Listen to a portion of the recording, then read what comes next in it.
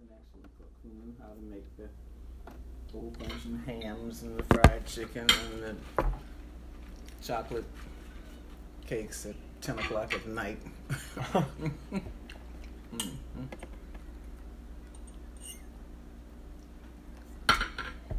That was when you didn't, well, you did what you could get at the store, you know, if you had the late night munchies. Yeah, not very good. Auntie could whip up a chocolate cake in no time. It'd be just great. So more food is there. Okay. Okay. I think I'll start with the salads too, and whatever you don't finish, I'll have. Okay. Unless you want all of it, in which case I'll move on. But please take everything that you need. Mm-hmm. I want to feed you like the 6-foot-tall growing person you are instead of the 77-year-old shrinking person. I'm not shrinking, actually. A lot of my friends have shrunk. I am extremely proud of the fact that I have not shrunk. Good for you. Yeah, they tried. I just had my checkup. Measured me. Oh, 5'9". I said, no. Do that again. 5'9" and 3/4. I want every quarter of an inch right there. Mm-hmm. I mean, you're very active. Mm-hmm. I am. I think I am. I think I have stopped dancing as of May the 26th. Are you retired? Well, retirement as a dancer, there's nothing to retire from. It's just whether you do it or not. Right. You know?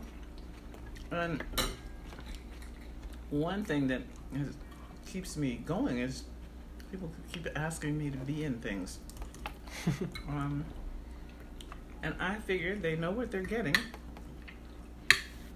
You know, in dance, the last decade or so, it's suddenly become really popular to have what they call the mature presence on stage. Mm-hmm. And I think, well, I am it. I may not have the legs, I may not have the jump I used to have, but the mature presence, I got that. I got that covered.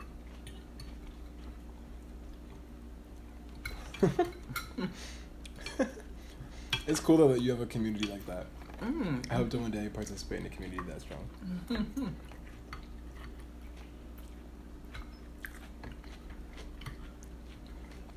And until my hair got as gray as it is, people often didn't realize what my age was. I wasn't trying to hide it. I will say that I didn't mind it that they didn't guess. About to lick the plate. Don't be shocked. After this last show I was in, it was basically a show for 2 people, but at the end, she had this choir.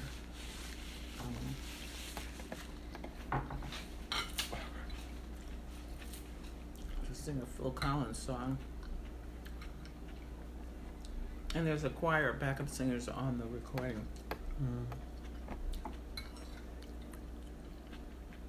So the way she had it is we looked like members of the audience. At a certain point in the music, you started to get up and just trail onto the stage and lie down. And it came to the choir part. We sang. It was a show about heartbreak. I thought it was just going to be lovers breaking up, with all sorts of heartbreak. When her father died, it was good. So at the end, there's this song, I Wish It Would Rain Down. And her idea was that it would rain down and cleanse us of all the things from before. So in the middle part, you know how in the middle of a song, in some of the old songs, people used to talk? It used to be like love songs. Hey, baby, you know I want to be with you. Blah, blah, blah. No, instead she was talking about, heartbreak and the cleansing rain.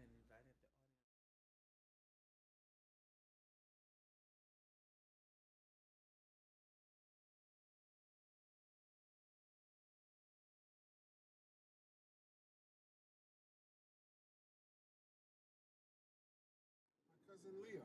You knew Leo, right? Yeah. Alfred Leo Fields. Prepare to exit on the right, followed by A. Keep to the right on RT 101. I mean, I went back to San Francisco and scattered his ashes in the bay. I had diapered him. I learned to diaper on Leo. I was 6 and he was... Keep to the right on RT 101 and 0.5 miles. An infant. I was there when they brought him back from the hospital. What were you saying though? There is a comfort in being with people who knew you went. You know what I mean? I used to pitch to Mike Anderson. Yeah. Exit 12. We go to exit 11.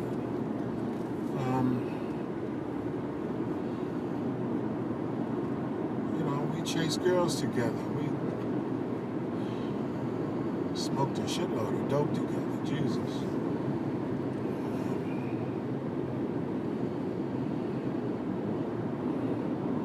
Cooked a lot of lobster and steaks. Whatever we thought would impress girls.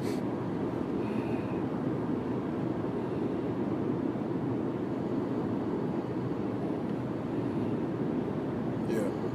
And so it's getting so.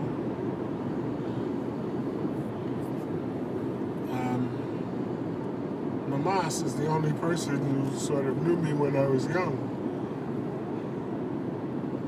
My friends are just slipping away.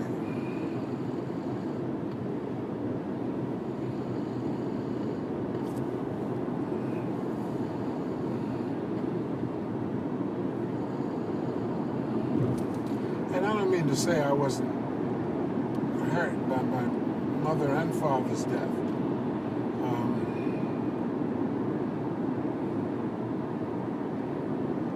But it was in the nature of things. I was not as hurt as they would have been if they'd had to bury me. Grandfather die, father die, son die.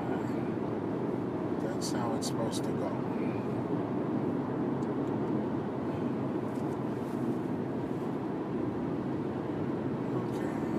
This is exit 11. This is us. 1 mile.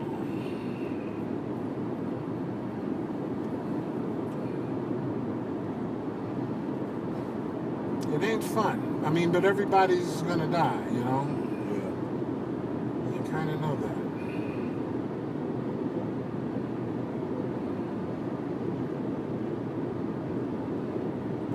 When my father lived with me out in Freeway exit 10 on the right in 2 miles.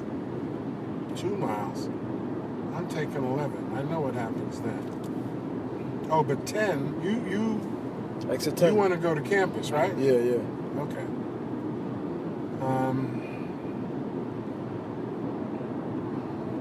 My father lived with me. He had dementia at the end, and he couldn't remember what he just said. And I used to call friends of his so he could talk to them on the phone when I moved him out to Oakland. And after he hung up talking to one of his friends, the phone rang and I answered it. Freeway exit 10 on the right in 1.1 miles. And the man was in tears. And, I mean, all he said to me was, Freddie, I hope my body goes first. Because my father, I mean, you know, his body was working just fine, but his mind wasn't worth a damn. And it was hard, I mean, because Freeway exit 10 on the right in 0.6 miles. he was a bright, I mean, he was an intellectual who never got a chance Prepare to to exit on the right. You never had a chance to what? go to school. He graduated from high school in 1929. And the stock market crashed, and white men with college educations weren't getting jobs, so there was no chance for him.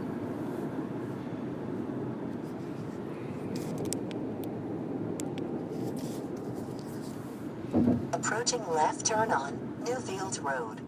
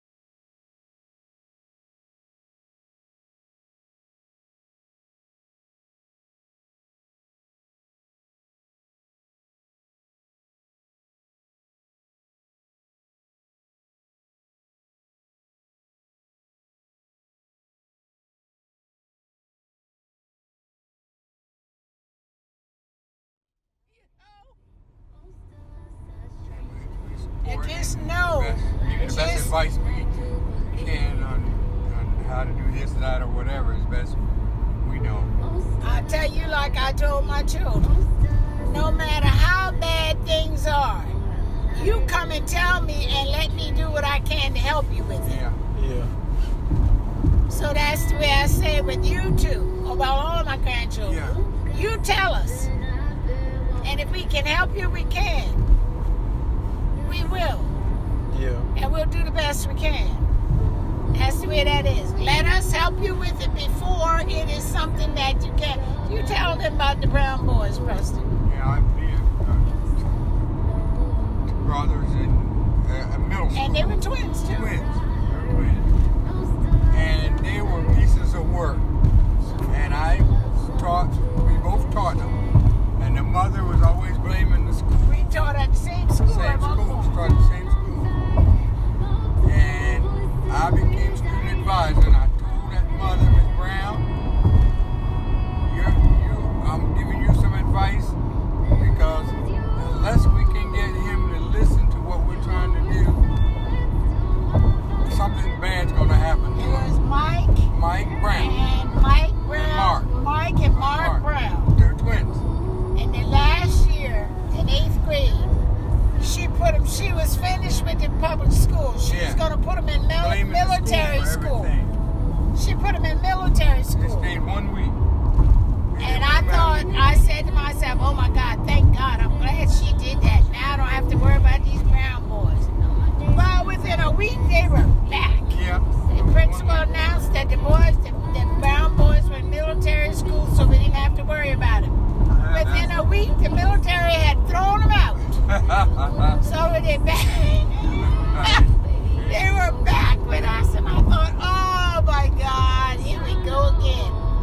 And the mother was just as difficult to deal with as the children. Blame the school and teachers for everything. Everything. But anyhow, they would go up in the auditorium and go behind the stage and use the bathroom. Yeah.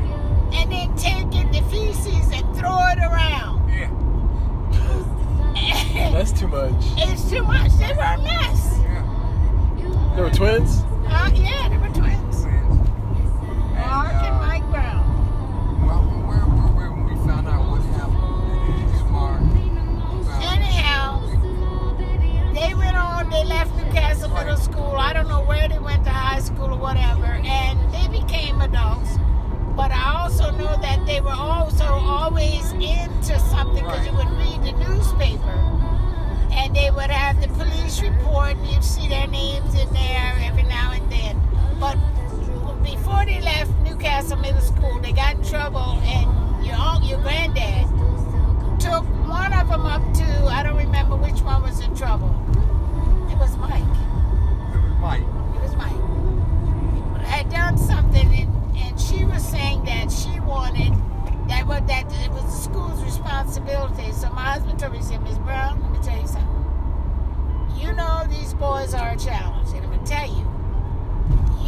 are going to have to let them know that they cannot just do what they want to do, because if you don't get them to a point right now where you can help them, and he said to her, you can help them right now get out of these messes and tell little lies for them and support them in their shenanigans or whatever, but there's going to come a time when they're going to do something that you are not going to be able to get them out of. Exactly what They need to be disciplined.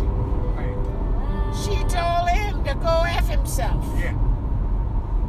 And I don't know how many years later, it was after they had graduated. Maybe they were about 26, 27 years old by then. I don't know. Maybe not that old. Maybe not that old. Picked up the paper. Newspaper. And Mark had done something to somebody in Wilmington. They took a baseball bat and Beat him to beat death. him to death. Wow. And I'll never forget going to that funeral. Yeah. We went to that funeral. I felt so bad for the family. Mark and Mike, all of them. Right. And I went over to Mrs. Brown and I told her that I was really very, very sorry about what happened. And, you know, we're praying for her. That's all you could say. That's all. Because she'd given us a fit too. Uh-huh. And you know what she said? What she said? Mrs. Polk, I'll never forget. Mr. Polk told me, there's going to come a time and something's going to happen and you're not going to be able to help these Help him boys. get out of it. And she said, this is that